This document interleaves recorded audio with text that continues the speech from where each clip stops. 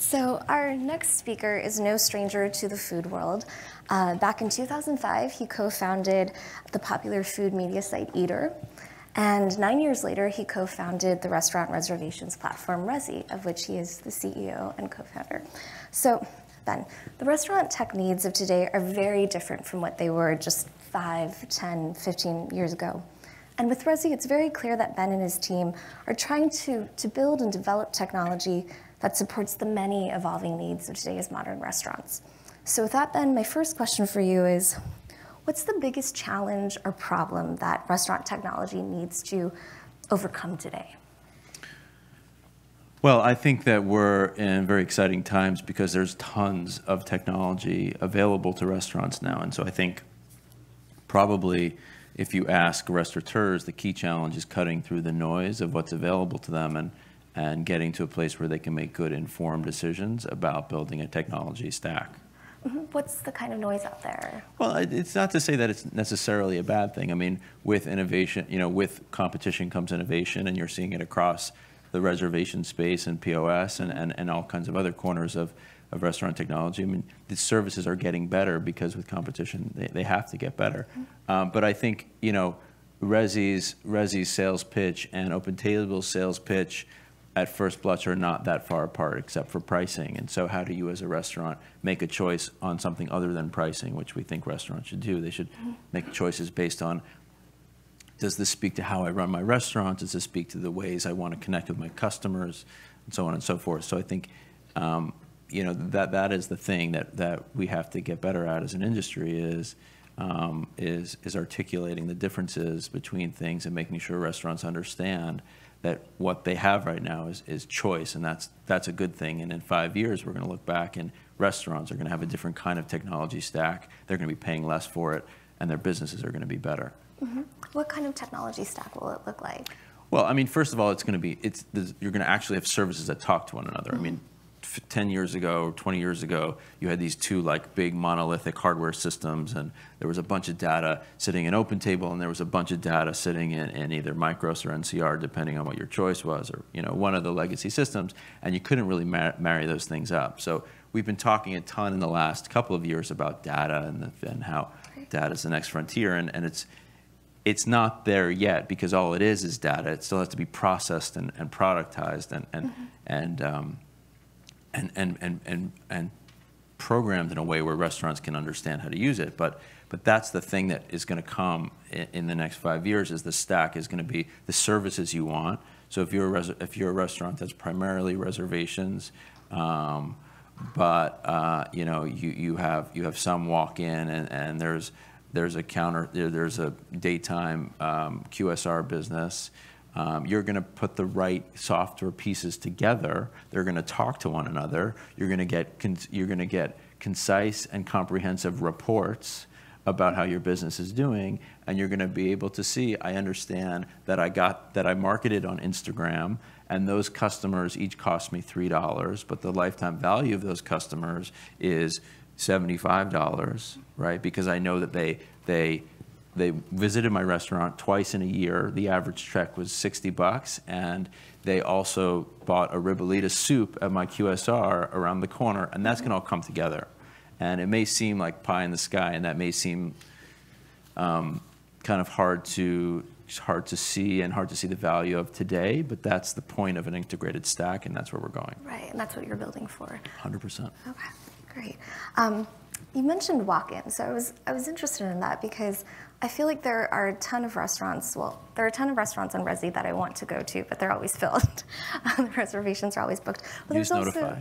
But there's also a growing number of restaurants that insist on just walk-in business. They don't want to take reservations. So how do you speak to those restaurants as potential customers? I mean, we have tons of services that they can use. Most notably, our waiting list functionality. But I think what we recommend to restaurants is you have to create a balance. You have to create a mix. I mean, walk-ins. Walk-ins allows you flexibility when people don't show up, but when it rains, walk-ins are a disaster. And so, you have to do things to be strategic about where your customers are coming from. So we recommend pretty much every restaurant has some balance between reservations and walk-ins. Do you have a recommendation for what that perfect balance is? It really varies. It really varies location to location. Right. So when you think about the overall sort of restaurant reservations ecosystem as it is today, Yeah. how would you describe it to someone like who may not necessarily know too much about it? Well, you have Resy, which is this amazing platform, and then you have. And no one else? No, I mean, look, what we've always said is the industry needs better solutions. So I think the answer is the reservation space is incredibly exciting today. I mean, as I said to start, innovation is leading to is coming from all corners. Like we've created a space where there's actual competition. We've broken down this monopolistic player. And what is happening now is you have services that are being thoughtful about what the future of reservations tech should look like, what the industry deserves, what the relationship between the technology and the industry should be, and as a result, it's exciting times. Yeah, definitely. So I know something we talked about a little briefly before was the idea of how the customer diner journey has changed over time. And you talk about sort of the funnel. Could you tell me a little bit more about your thoughts on that? Yeah, I mean, I think that our perspective is that the top of the funnel is Google and Instagram and places where your friends and and trusted, trusted advisors, recommenders are. And the idea that Resy or OpenTable could be a one-stop shop for all your customers is an incredibly dated idea and is quickly becoming obsolete from the perspective of is that scalable? And I think if you choose an OpenTable and you say, well, I'm done. I'm using OpenTable. I'm good. I'm going to get my 10% bump and I don't have to worry about my business.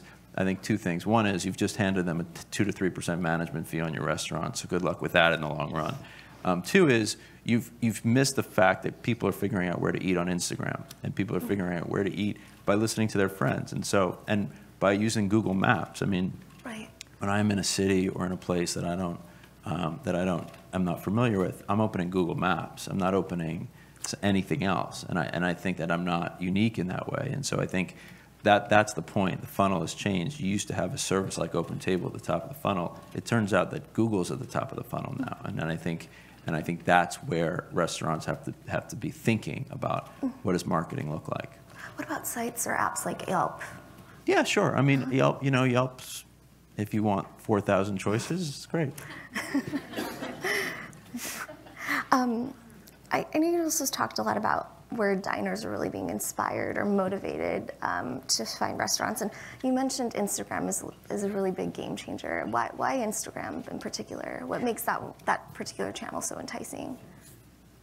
I can speak, I mean, in terms of how I use it, I follow people whose opinions I trust, and they're showing me the places that they're eating, right? So that is an incredibly potent way to think about discovery. So I'm following chefs and I'm following writers and I'm following friends and I'm following them because I'm interested in what they have to say. And so, if somebody posts a photo of a tomato dish at a new restaurant at Missy, which I posted and it's great and you should all try it. But that's how I'm gonna mark that, and that's how I figure out, I have to try that restaurant. I just think it's a fundamentally better interface than a list of restaurants. But just to be clear, I mean, I think content companies continue to do a good job on curating. Like I think the New York Times food section is as must-read as it has ever been. I think people trust Eater, trust Infatuation.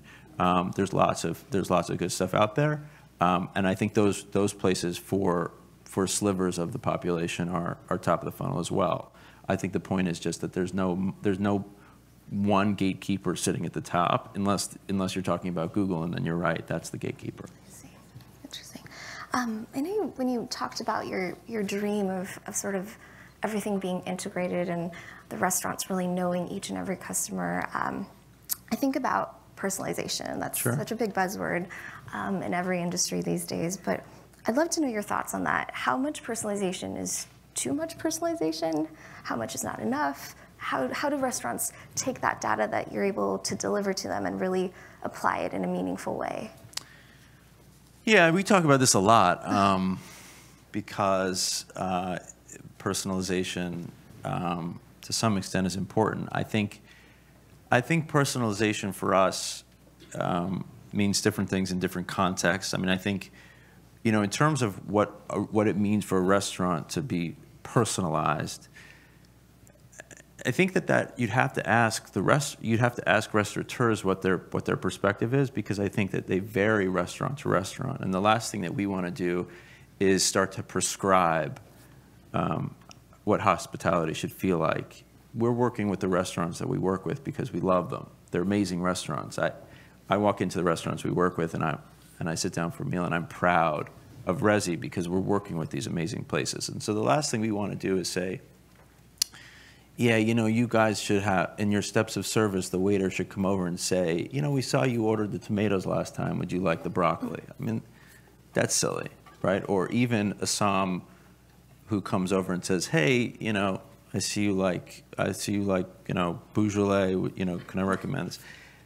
In some settings that probably works, but that's not our job to say like that's what you should do. I think in the context of this of the SaaS part of our business, the software that restaurants use, the name of the game for us is to provide context and to provide the data so that they can make good, informed, actionable decisions. And I do think that varies restaurant to restaurant, format to format, in terms of what personalization looks like. I think good restaurants have been personalizing in good ways for a long time, and really that's about understanding a customer's kind of general preferences. And I kind of think we've looked at, is there some correlation between guest notes, how many guest notes you have on a customer, and the ratings of the restaurant or perception of the restaurant? And we have found that there's a correlation generally between the presence of guest notes and the rating of a restaurant. So we know that like good restaurants are knowing things about their customers, and that the idea that they take the time to know things about their customers means that generally they're doing the things that are required to be a great restaurant. But the service at the Nomad and the service at Union Square Cafe are very different, and those are two restaurants where the hospitality is extraordinary. So it's a long answer, a long way of saying it, but that's for restaurants to decide. On the Resy app, we think about it like Netflix or Spotify. There needs to be a personalization to it, but I'm not sure that it's, I'm not sure that we have to be too precise. I think generally we have to figure out what are the couple of signals that matter to you, and we have to put some good choices in front of you on that basis. And you guys are piloting some form of like a loyalty program, right? Yeah, we are. We have a program called Resy Select, which is a loyalty program to an extent, and a membership club also, where we invite our best customers to just kind of get a slightly elevated level of service from Resy to help them make choice and get them into good restaurants. Yeah. Has participation in that been really high, or has it's still a small group, but we're thrilled with the results. I think next year you probably hear more about that. Okay, good to know. So the theme of our conference today is really a lot about collaborations and partnerships, and I know that they've been really fundamental to the growth of Resy in particular. You've partnered with brands that range from Airbnb and Upserve to Danny Meyer's Union Square Hospitality Group. So I wanted to ask you, what makes Resy's partnerships, though, in particular, really different from the other ones that we've seen in the industry before? I'm not sure that, I think that there's lots of good partnerships. I think what we focus on is listening. Like, in terms of our collaborations with the restaurants, we'd like to really listen and understand what needs are and how we can help, address those needs and solve those problems. And so I think, with a partnership like with Union Square Hospitality Group, the reason it's taken time is because it's been a long dialogue about what works and what's needed to make real change. And so, and we're very proud of of that partnership because of what it says about Resy. Union Square Hospitality Group in many ways has helped us evolve our product to where it is today, and I think to some extent we've helped them evolve their thinking on technology. So I think that would be an example of a good partnership. You know, the one with Airbnb is different. The one with Airbnb is about driving value to our restaurants. I mean, we're opening up the Airbnb demand fire hose to the restaurants that use Resy. That's a big deal for our restaurants and speaks to our thinking about where's the top of the funnel, right? That's another great source among many where if we can unlock that for restaurants, their business gets better. It's a different kind of customer from a different kind of platform. So, you know, we look for, generally, I think whether it separates us or not, the partnerships that we look for are ones where we're driving significant value to our restaurants or to our customers, or ideally both, and with the industry where, you know, we're being as collaborative as we could be to make our product better. About the Airbnb integration, I was wondering, has it been as successful as you'd hoped it would be? You know, are travelers or Airbnb users actually booking restaurants on Resy via Airbnb's channels? Or They are. Any numbers you can share? No, they are. We're thrilled with it so far. They're a great partner for us. It's it is a true collaboration. The idea of connecting travelers and diners is not, we're not the first two companies to come together and have this idea. And so, you know, there's a lot of nuance to getting it right, and there's been a great back and forth between the companies. You're going to see that we're just getting started. We're piloting a bunch of new ideas that you'll likely see come to fruition in the next couple of months, all around the idea of how do we take travel and make restaurants a native part of that experience on a platform like Airbnb. Yeah, looking ahead, are you going to play a part in their own Airbnb's Super Guest Loyalty Program? We might be. Okay. I have a hunch you might be. So in April, Resy also launched Resy Global Service. Can you tell us a little bit more about that? And, you know, do you think that dream of sort of having a global network of restaurants is feasible and buildable at scale? It's feasible, it's buildable, it's vital. Restaurants, you know, people are traveling, people are using whatever service they use, whether that's Airbnb or Google Trips or booking to plan a trip. And restaurants are now fundamental to the reason why you visit a city. And so the idea of connecting restaurants into that trip experience is vital for the industry moving forward. And so we've got some great beta partners, Restaurando and Formatab, and we've got a couple of others lined up. And you know, people are now using Airbnb, using the Resy Global Service via Airbnb to make a reservation in the Netherlands. That's the magic that the industry needs. Yeah. One last question from me.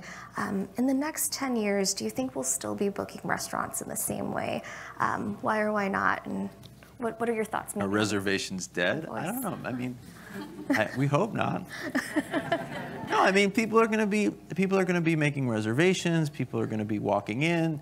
To Sue's point earlier, I mean, the restaurant itself is being merchandised in all kinds of different ways. So I don't think restaurants are going away. I don't think there's going to become a time ever where customers stop caring about connecting with their diners, right? Restaurants and customers are going to have to be connected regardless of whether that's a reservation or some parcel that we haven't thought up yet. So as long as we're focused on making good connections between customers and restaurants, I think we're pretty excited about the future. Well, let's take some questions from the audience. So, okay. First one, do you believe that guests who have a negative experience at a restaurant will tend to write more reviews than someone who has a good one? Yeah, I think this is pretty well established. I think there's a ton of research that shows that you know, extreme experiences, good or bad, are the ones that provoke reviews. We've done some things to help drive engagement on the reviews up a little bit, regardless of whether you had an extremely good or bad experience. We see good engagement there. But I think, yeah, there's plenty of research that says that's true. So this is popular. What's in the pipeline for Resy? What can you tell us that you don't have to keep under wraps? Lots of new, amazing, exciting restaurants are in the pipeline for consumers. In terms of our product, we are going to start focusing on. We have. I don't know if I'm supposed to say this, but we're piloting mobile payments quite meaningfully doing a pilot and a test with Manhattan and Union Square Cafe. And I think that mobile payments will finally be part of the experience at scale, but it's going to probably be another 18 months, but it's happening. So it might be more like things are in China? Yeah. I think Skift 2021 will have good, Okay. we'll have good data on this.